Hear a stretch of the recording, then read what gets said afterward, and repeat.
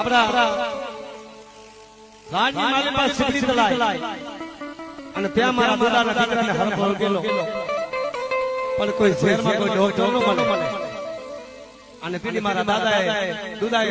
અવાજ કર્યો એ કોઈ દેવી છે નહીં મારા દીકરાનો બચાવે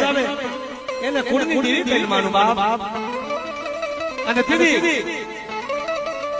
આ દેવી માથે મારી મોવા